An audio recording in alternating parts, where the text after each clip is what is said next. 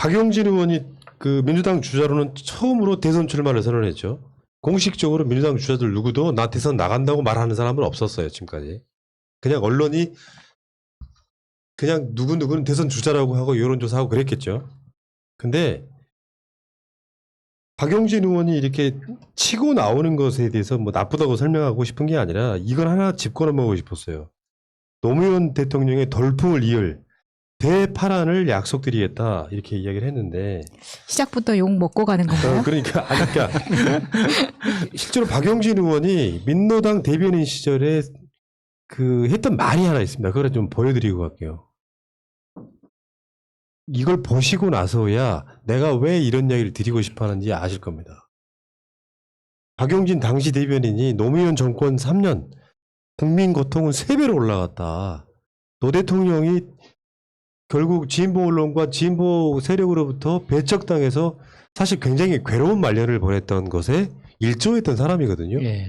근데 이런 사람이 노 대통령을 끌어와서 자기 대선의 중요한 아젠다로 이렇게 구호를 외치는 게 난 너무 못마땅한 거야. 저 그 카피를 보니까 최근에 했던 그 정의당 토론회가 생각나네요. 최근에 정의당에서 문재인 정부 깨어진 약속 4년 반성 뭐 이런 뭐 분석 토론회를 했었거든요. 저 그 제목 보고 정말 화가 진짜 엄청 화가 났었습니다. 아니 그 지들이 솔직히 이게 문재인 정부가 지금 국정 운영하는데 뭐 특권 하나라도 협조를 하거나 뭐 제대로 분석을 하거나 뭐 어떤 도움을 준 것도 없으면서 깨어진 약속 4년이라고 이야기하는 것 자체가 방금 그 카피하고 굉장히 닮아있지 않습니까? 그러니까 이 부분은 내가 가져온 이유는 딱 하나예요. 그래서 그런 이야기들이 한 반성을 했나? 그건 물어보고 싶은 거야. 구호로서 정치적 선동으로서 무슨 이야기를 할 수 있다고 생각해. 근데 최소한 노 대통령은 고위인 되신 거잖아요. 그럼 그 당시 내가 했던 말에 대한 어떤 도의적 사과? 이런 거는 했나라고 궁금한데 내 기억에는 없거든요. 이런 것들이 자꾸 노 대통령 같은 인물을 필요할 때는 소환을 해. 난 내가 노무현이 되겠어요 라고 소환하지만 알고 봤더니 옛날에는 노 대통령 욕했던 사람들. 그런 사람들 꽤 많아, 민주당에도. 심지어 이낙연 대표도 마찬가지 아니에요. 그 당시 민주당 원내대표 시절에 노무현 대통령 엄청 비판했던 분이십니다. 그러면 내가 그때 잘못 생각했다라고 사과를 해야 된다고 생각해요.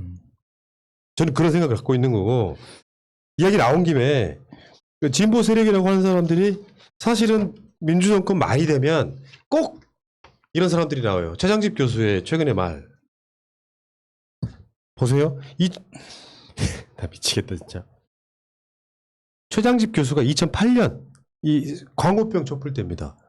허약한 민주주의의 구원투수라고 말했던 사람이 5월 7일 날은 조선일보 인터뷰에 촛불 시위가 혁명, 한국 민주주의 위기의 시작이다 이렇게. 일종의 변절을 많이 해요. 그러니까 예전에는 진보 정당이나 진보적 학자들이 노 대통령 막 욕하고 하는 부분에 나는 하나는 인정할 수 있다고 생각해요. 개혁을 했는가? 지금 어떻게 보면 이게 일종의 데자부 비슷한 거거든.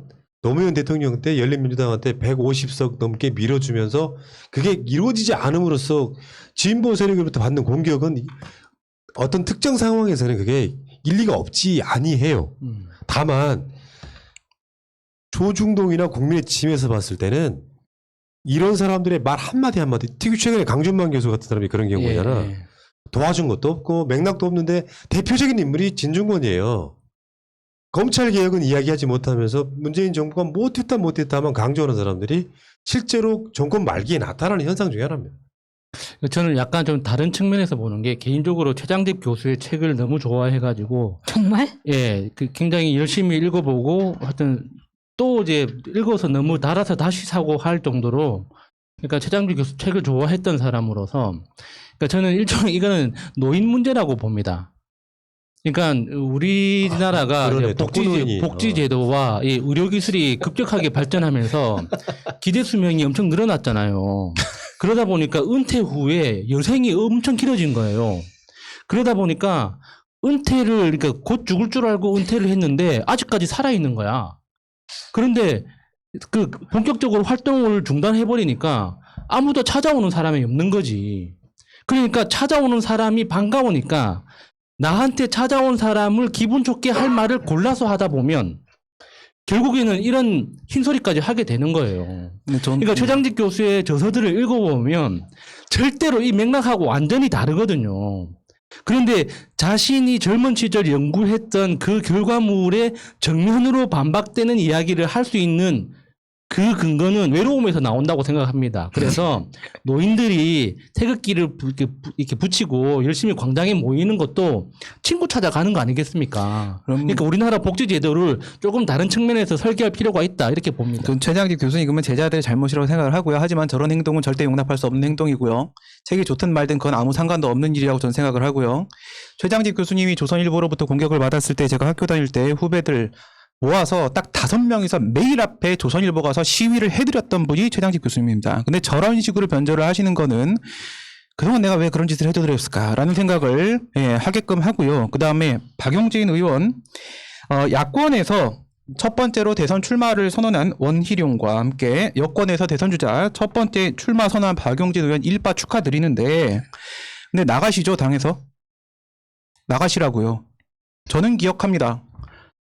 강북이죠. 저희 학교 옆이고요. 그쪽에서 정치활동하는 사람들 이야기 계속 들어왔고요. 그리고 처음 언제 정치를 시작하셨습니까? 국민승리 20일에서 시작하셨죠? 1997년도입니다.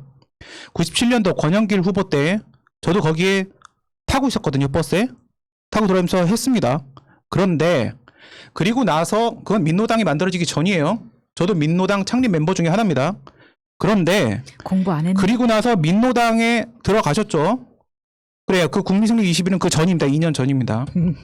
그 민노당에서 저렇게 노무현 대통령 욕하는 건 이해해요. 왜? 죄송하지만 저도 민노당에 있을 때 노무현 정부에 대해 비판 많이 했습니다. 후회하고 있고요. 네. 그래서 그렇게 비판했다면 왜 여기 계십니까? 진보신당 출신 아닙니까? 정의당 가 계셔야 되는 거 아닙니까? 저는 박용진 의원을 보면 정의당 후보라는 생각밖에 안 들고요. 지금 당신이 뭐라고 했냐면 보궐선거 우리 지고 나니까 민주당은 오만했다. 위선적이다. 국민들은 기가 막히게 민주당의 오만과 위선을 알고 있다. 이런 막말을 민주당에다 퍼부어놓고 나서 그리고 나서 민주당의 후보가 되겠다고요? 조금 박해라는 말이 있습니다. 조금 박해, 조금만 박해를 좀 해드리고 싶은데 조금 박해라는 내명에 대해서 저는 어떻게 생각하냐면 당의 존망은 안중에도 없고 그 당을 팔아서 자기 정치하는 자들을 저는 조금 박해라고 부릅니다. 야, 훌륭한데 최고다. 어디? 지금 이 민주당을 지금 등에 업고 대선 출마하는 거 아닙니까? 지금 장사하시는 거잖아요. 맞아요. 금태섭이 저기 가서 이번에 보궐선거 장사한 거랑 똑같은 거 아닙니까? 된다고 생각하십니까? 아까 부장님 말씀하신 대로 진짜 민주당 후보로 나갈 거면 물론 되지도 않아요 경선에서. 하지만 여기서 주가 좀 더 올리고 싶으면 기존에 했던 행동에 대해서 정의당 후보 아니지 않습니까? 진보당 후보 아니지 않습니까? 전 진보당에서 우리 문재인 정부 비판하면서 나오는 거 당연하다고 생각해요. 경쟁하는 거니까. 근데 자당 후보가 그런 행동하면 안 되죠. 자당의 대통령이었던 사람과 자당의 후보가 될 사람이 자당을 그렇게 비판하면서 나가면 안 된다. 정의당으로 가십시오. 아무튼 우리한테 눈에 보이잖아요. 진짜 이 당을 내가 속한 당이라고 생각해서 애정을 갖고 뭘 하는지 언론에 나기 위해서 민주당 비판하면 무조건 써주니까 조금 박해가 그런 식으로 이렇게 튀려고 하는 행동이었는지는 우리가 보이잖아요. 야, 최소한 저 사람이 갖고 있는 진정성은 있으니까 쓴소리에도 저 사람을 보호하고 싶은 사람하고 아까 말한 그 노무현 대통령을 이렇게 표현했던 사람이 이제 와 자기가 필요하니까 노무현을 소환해오는 이건 좀 비열한 행위에 가깝다. 최소한 지금 우리가 하고 있는 건 그런 거거든요. 민주당에 대한 비판도 꾸준히 민주당 편을 들면서 민주당 힘내라, 으쌰으쌰 하자 라고 편을 들다가 도저히 안 되겠어서 민주당 니들 그렇게 하면 안 돼. 개혁이 어쩌고저쩌고 민생이 어쩌고저쩌고 이렇게 하면 안 돼라고 말하는 건 애정 어린 표현이에요. 근데 끊임없이 자기 당을 때리는 걸로 튀었던 사람들이 똑같은 걸 반복하고 있는 거야. 민주당 아까 말한 그런 방식으로 계속 비판해놓고 난 민주당 후보야. 노무현 대통령 엄청 비판했던 사람이 어느 날 갑자기 노무현 대통령 소환해가지고 그걸 팔아먹고 자빠졌네. 난 그거 인정할 수 없다는 말씀 드리고요.